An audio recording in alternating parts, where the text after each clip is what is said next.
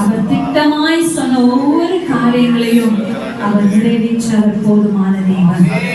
ஏன்னா அவர் பொய் சொல்ல அவர் மனுஷன் அல்ல. அவர் பொய் சொல்ல அவர் மனுஷன் அல்ல. மனமாற அவர் மனுபுத்திரனும் அல்ல. வாழ்க்கையில கர்த்தர் செய்ய நினைத்தது ஒரு நாளும் தடைபடாது, ஒரு நாளும் தடைபடாது.